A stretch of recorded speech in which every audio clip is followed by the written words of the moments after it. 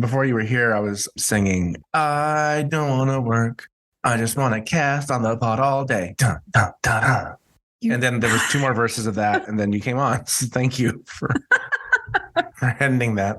That's a good song. My wife and child this morning, I think I finally broke them, I guess. I didn't realize I was doing it for many, many years, I suppose. But they're like, you have to stop singing. And I'm like, singing? I'm not singing. And then 10 seconds later, I'm like, I could have danced all night. I'm like, oh, shit, I do. That song, it's about like hooking up, right? I could have danced all night. I could have danced all night. Yes, that one. Mm-hmm. Wow. We should start a band. We should. That's never going to happen, you guys.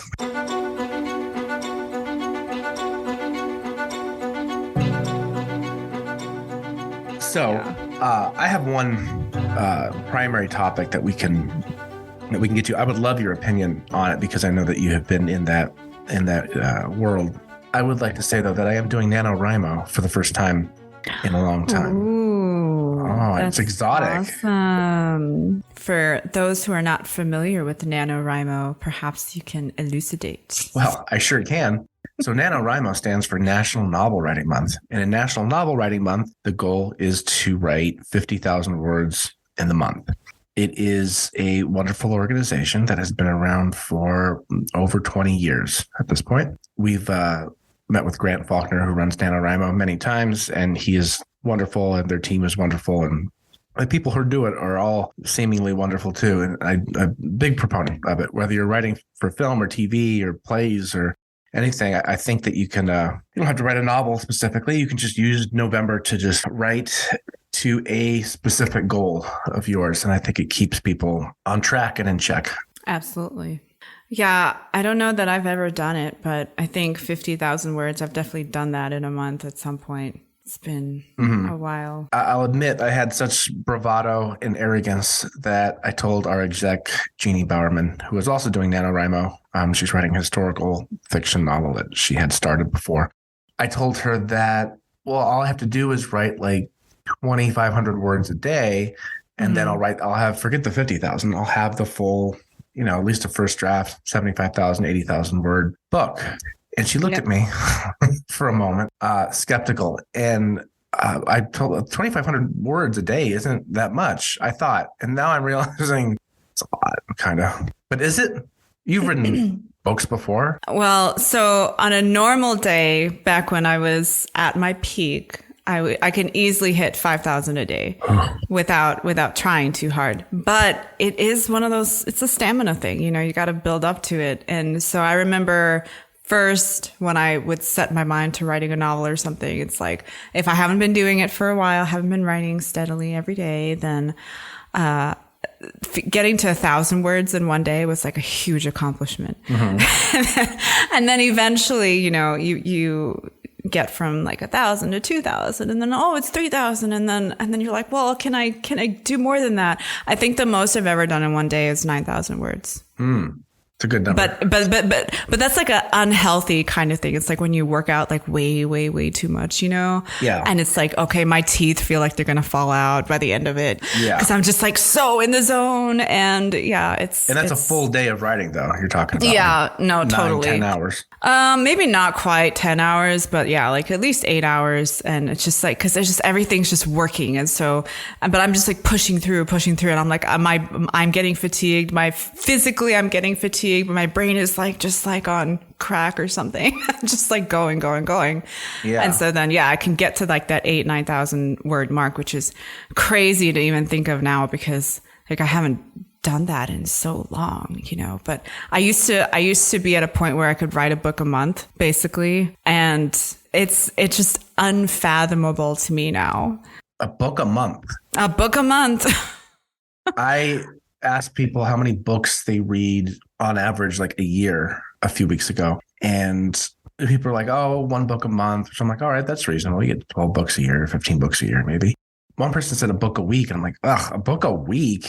And now that I've gone back to fiction writing and reading, I read like 3 books in like the last 2 weeks. It's not hard if you just put like an hour at night instead of going on Twitter and, doom scrolling through TikTok. I'm on TikTok now, by the way. Follow me, SPM Jam.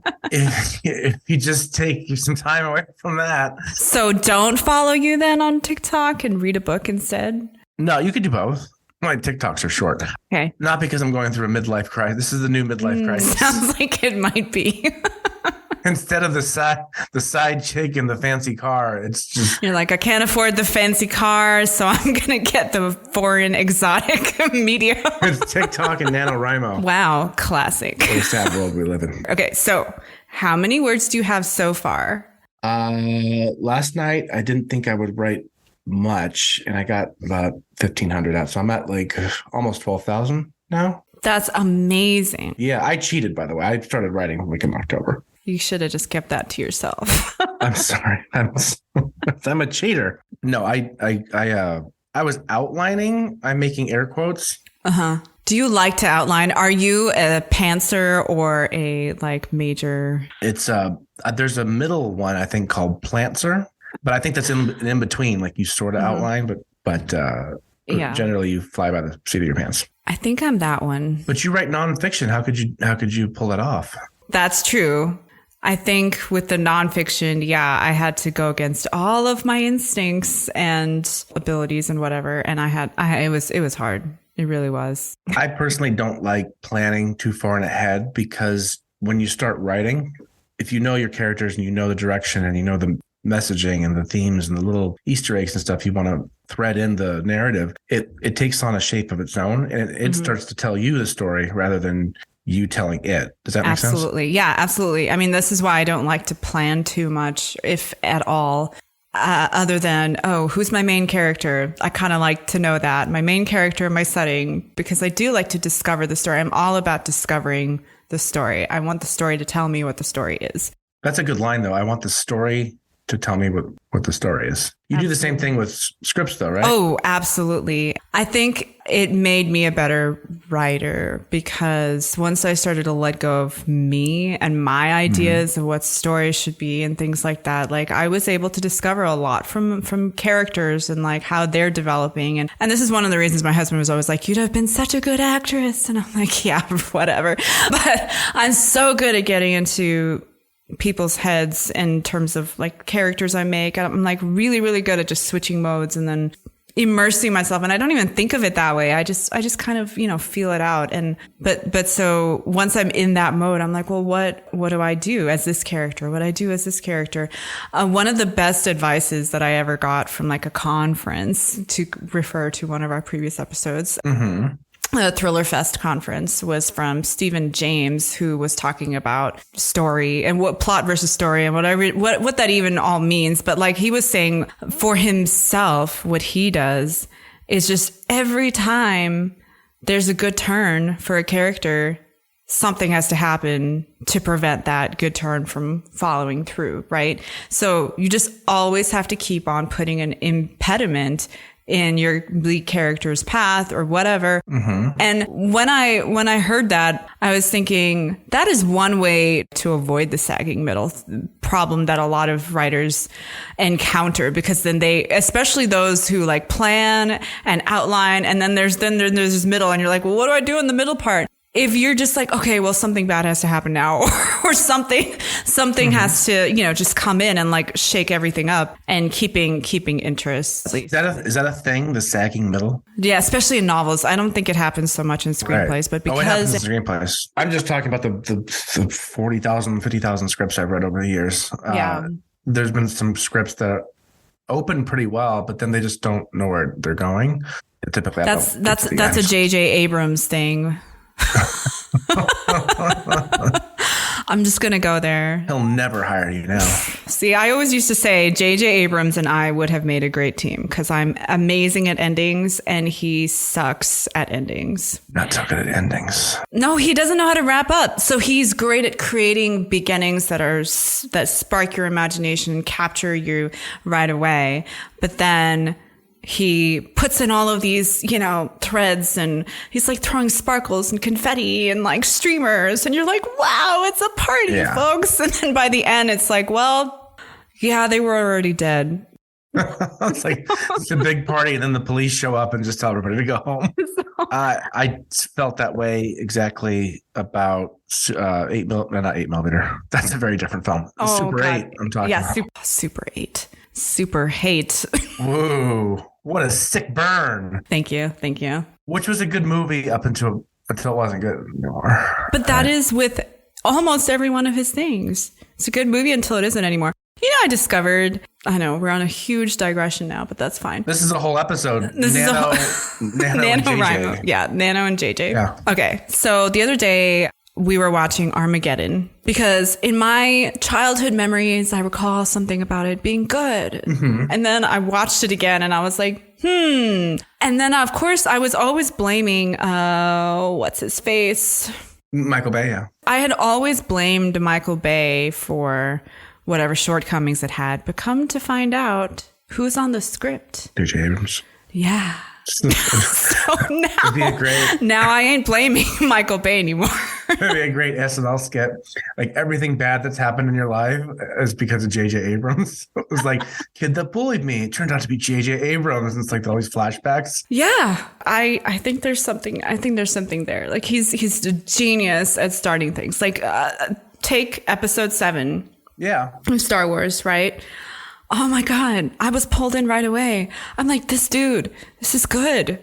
I want to follow whatever Visionary. his face was. Now, see, I don't remember his name. Yeah. And I was like, this is so good. So good. And then he crashes and then we think, okay, he's gone. And he's gone for literally the whole movie. The main guy what was his name? The pilot. Poe Dameron. Poe Dameron. Yeah. So freaking Poe was amazing. He had this Han Solo vibe. And then what? He's gone for the whole movie. And he doesn't come back until it's like this Due Machina thing at the end. Just like, whoo, I'm coming in my X-Wing and I'm going to save everybody. Well, I didn't have a problem with Episode 7. I had a problem with Rise of Skywalker. Because that too, but let's not even. Such an opportunity wasted. So things to learn if you're doing NaNoWriMo. Got to have a good middle. However, I'm writing, and I've always written more like lit fiction type stuff with a bit of a twist. I'm told now that it's actually upmarket lit. Okay. Can we define what upmarket is versus straight up literary fiction? I can try. You can try. It's hard. So what's your definition? You start. This is okay. My definition is literary is fiction that is not necessarily focused on the story, is not necessarily plot focused. It doesn't have a lot of the commercial elements, maybe, but it can, but it has to have a lot more literary devices. The writing has to be very elevated. Let's see, there's just layers and layers of depth to it. So I would think of things like All the Light We Cannot See as one of the more recent literary pieces. At the same time, I feel like a lot of those things can also be applied to upmarket fiction, because upmarket fiction, as far as I can figure, is like book club fiction. So things that, Reese Witherspoon might pick for her book club, right? Well, that's upmarket. Mostly. Yeah, exactly. But that could still be elevated and that could still have a lot of, or miss out on that HEA ending, happily ever after ending. So, like Where the Crawdads Sing or something like that. So Gone Girl's kind of the classic example. Gone Girl, Gone. It is, but I definitely wouldn't. Probably leans more toward straight genre. Commercial. Yeah. I would say that leads a lot more towards straight up mystery, thriller, whatever, than it does. Lynn's writing is better than the typical commercial straight genre, Oh, Gillian Flynn. Yeah, for sure. That's what makes it maybe lit, I guess. The definition, everyone always seems to have their own little tiny variation to their definition. But I don't necessarily like saying that it's just based on the writing, because then you're implying that all of these commercial genre writers don't have great writing. And they don't. Not all. I mean, I understand. But it's also, I guess, They also sell like 25 million copies. So like they're probably exactly wagging their finger at me. So they have this wide appeal. I don't know. I think my writing always has been squarely an upmarket for the most part, because I am about elevated language, or try to be, but at the same time I don't like to make it too elevated, because I want it to be accessible and I want it to be relatable, and I want you to not have to look at a dictionary every 2 seconds. So yes, and I think that's for me the defining factor. If I'm reading a book that's like low concept, family that's like struggling with alcoholism and abuse, and like nothing really happens, but they're just like, oh man, things are bad, then it ends, and it's all like flowery language. That's straight lit fiction. That is straight lit for sure. I suppose there's a big market for that, but yeah, I wonder who it would be, because it's not that I don't pick up lit fiction, purely lit fiction, but I pick it up just to admire the writing. I don't necessarily pick it up because I'm going to read the whole book. I'm not picking up lit fiction to learn how to tell a story. I'm picking it up to learn how to describe things, or like... It's like a long poem. In all honesty, I did not read all of All the Light We Cannot See, but I have it. And I will look at it every now and then, because I think he had a beautiful way of phrasing a lot of things. And his imagery was just simply delightful, and it was tangible. And, it evoked, it was very evocative. It had a lot of emotion in every line. And it's exhausting to write that way. He won the Pulitzer Prize, didn't he? Yeah, but exactly. So, a Jack Ryan novel is never going to win a Pulitzer. Yeah. Well, have you read Emily St. John Mandel, Station 11, Glass Hotel? No, I haven't. Sea of Tranquility? She strikes a nice balance between like that sort of flowery, immersive kind of writing and almost plotless in a way. Some of her stories, Sea of Tranquility is just kind of feels disjointed, and then sort of comes together at the end. My personal preference, I liked it. But she adds that little speculative fiction twist to it. It's in the future and things are happening, right? Film and TV, they don't have such broad genre definitions. No. Lit fiction in the film world is basically like art house almost, right? Yeah. Those films that are going to maybe get, well, not anymore, but used to get nominated for Oscars and so forth, right? The Oscars has kind of broadened, fortunately, probably. So anyway, yeah, that's what I'm writing. Unmarketable upmarket. That's not true. It's not unmarketable. No, it is. It's totally unmarketable. I can't write straight like genre stuff personally, because I need to add like magical realism or something in there. Me too. Well, okay, not in everything, but like at least in one thing that I've done, I did add magical realism, and sometimes it fits, right? Oh yeah. Well, and also because I have finally, after 11 years of focused writing, I would say I finally realized a couple things about myself that I didn't, that it really took that long to figure out. And like, one is that you evolve as you write. You personally evolve as you write. Mm-hmm. And I found that because I had a lot of mental changes for myself, like I started putting a lot of psychology into all of my books, and there was always psychological aspects to everything. And once I started understanding that that is what I was doing, because in some places it wasn't clear, in other places it was really clear in other books or whatever. But I mean, once I started realizing that, then I realized that that was like my style, or that was my style right now. But in 5 years, it might not be my style. And I also have to be flexible as a writer and not feel like I'm always going to be this one thing. I will continuously change. Sure. In whatever way. Have you noticed consistency in when you first started writing and now, like, oh, I'm still going back to like this type of character or this type of theme or this imagery? I have, and actually I found that over the last 11, 12 years that and I've written vastly different genres novel-wise, and there's always this one thing that just keeps coming up, and without and I'm sure it's speaking to whatever's in my own psychology, right? But there's always like this one, like it's a shadowy figure, or it's like this character that's not quite an antagonist, but like in some ways like pushes the protagonist, but also like detracts from any successes that the protagonist could make. But and it's always like not necessarily known to everybody. So like you could argue that this is magical realism in some way, but I don't even know. Like I never describe it that way, right? That kind of figure, that kind of element in some way always shows up in all of my different works. And that's so, I don't know, for me, it's really telling, because I often say that I feel like I have a split personality, and I am actually bipolar, like legitimately bipolar. So like, I feel like that is me expressing it in my writing before I even knew before I was even clinically like diagnosed as being bipolar. Right. And this is one of the things that I found I do manifest in my characters, even though I claim that none of my characters are me, and I never write about a character who's like me explicitly, like never, never, never. All the more reason, not too late, to do NaNoWriMo this month with me and I know. everyone else. I think I should. You can get to 50,000. Just get to 50,000. You don't have to That's finish right. I probably won't.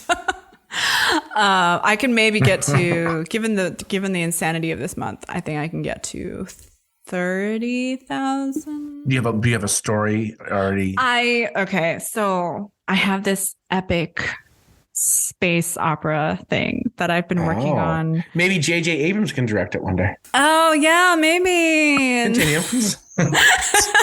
No, I have this epic space thing that's been in my head for a long time. And I always knew, since for like 7 years, I always knew someday, like I have to just drop everything and I'm just going to work on it for like 3 years, because I just see it as being, it's just huge. And I love writing things that are just like epically proportioned and multiple characters, multiple timelines, like all the craziness. And that's so sci-fi, that's like my next next thing. I'll be your beta reader. Okay. Or alpha reader. What's the first reader? Alpha. I don't want to be you beta. want to be alpha. You can be alpha. Depends. I'm switchy. I can do alpha, beta, gamma, epsilon. I think you should do it. Okay. What do you think, you guys? Insert. Yeah. No, my kids are so into this idea that I have, and they really want me to do it. Like they've been creating characters for me, like life on other planets. They've been doing some major work. I kind of outline in my head first. So when I sit down to write, I think that's why it's going pretty easily-ish. Good. So far. I don't write big space operas and multi-timeline stuff. I would love to, because I like that sort of like world building. Oh, good. So you really can be my alpha reader. Oh yeah, that's totally my genre. When I'm done in 3 years, totally. Let me just actually I'm no. alive in 3 years. You know what I used to do when I was writing a ton. I would literally just send chapters to my cousins, to my friends, and be like, "Read and tell me what you think." The best compliment I ever got was from one of my cousins, whom we're not super close or whatever, but she was like, she's a really avid reader, and she was coming home from work, and she was a teacher, and she was like, "Where did I put that novel that I was reading?" And then she was like, "Oh my God, it was my book that she was reading," but she didn't have the whole thing, because I was writing it in chapters and like sending it. I was like, "Here's the next few chapters." She's like, "I don't know if I like this whole thing." She's like, "You have to just write the whole thing and give it to me," because she's like, "I can't wait." That is a big compliment. That's a huge compliment. Best compliment I'd ever got. Don't you think that, because we kind of have the same thing in common when it comes to story structure, probably, because like my background, although it was in fiction, it was also in screenwriting in tandem. Yeah. And with film and TV writing, it's just kind of jammed into your head that, all right, keep the story moving, keep the plot going, lay the conflict and the stakes. Whereas if you don't have that sort of framework to approaching a story, let's say you came from, writing books and it's more like wandering and this and that. I don't know. I think the marrying those two worlds kind of falls into that meaty zone that most people want to read. Yeah, absolutely. It's not too thin, but it's also not too not too verbose and filled with fluff. And, I'm in the process right now of editing one of my books that I've had going for a long time. But just to back up, art has taught me a lot about editing, actually. like visual art? Visual art, yeah. Like painting has taught me a lot about writing. And I would never have thought this before. Definitely not a painter. I can never be. But painters will say that their first layer looks like shit. They do multiple layers on top of layers on top of layers on top of layers before it gets to looking like something that's good. Oh. And that made me go, oh my God, that is just like writing. Because I was like, here I was getting really dejected about the fact that my first draft of something, or not even my first, like second, third draft or something, was reading not well to me several years after I had done it, right? Like 3 years later, like I came back to it. I'm like, all right, I actually maybe do want to try and shop this around. And I was reading, I was like, this isn't making me feel what I want to feel right now. It's not giving me the emotions that I want it to give me. And I realized from painting that it's okay. It's okay because now I get the fun part of putting on extra layers, and that is called editing. So going back to it over and over and over again until I start feeling the feels, until I can look at the painting, until I can read the words and feel what I want to feel and get the emotion that I want to get. Then I know it's ready. And then it's starting to be a complete work, a completed work. First draft, second draft, third draft. No, you're not there yet. That's like first, second, third layer. You're not there yet. To your bar that you're setting for yourself anyway. Yeah. Well, yeah, most of the time, because like first draft, no one does well. I mean, what was his name? That famous poet who said, there's no such thing as good writing, only good rewriting or good editing, right? And to that point, I realized that I had placed so much pressure on myself to be really good first draft through second, and maybe with a few edits, right? That I didn't realize that actually the real writing is in the process of building upon what you have put down in the first place. Some people, the first draft is just really not very good at all. And then they build from there. Some people, their first draft is actually pretty good, but then they have to like connect all the pieces and add the connective tissue. And I'm probably in the latter camp of that. I don't like to just keep typing and just don't stop. Like I have to go back and like, no, this doesn't make sense, or this is a word repetition here. And like, even in the first draft, what gives me hope too, is that when I read stuff that's out there that's come out in the last 5-10 years, I can read like an Emily St. John Mandel book and say, gosh, she's so good. This book, even though it's like, it can get a little off the beaten path in its narrative.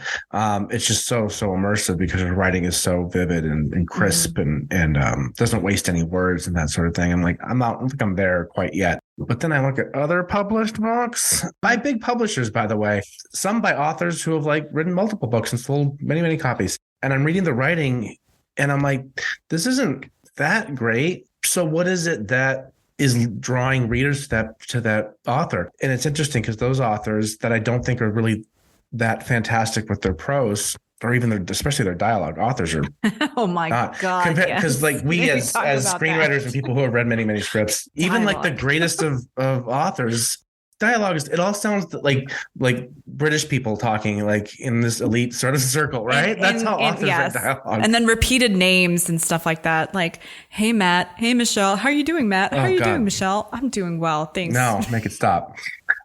So I read there's a lot of mediocre stuff out there, but there's also a lot of mediocre films out there, and those got produced too. But it's the common denominator, though, is that the stories are all appealing in some way, right? So you don't have to be the greatest prose writer in the world. And if you are really good at prose, that's great, but you also have to be very good at keeping our interest. It doesn't have to be this screenwriting-esque plot where it's the requirements are this, and this, keeping the plot, ever moving, right? It has to hook you in. You have to like buy into the world. And that's where my hesitancy now comes in.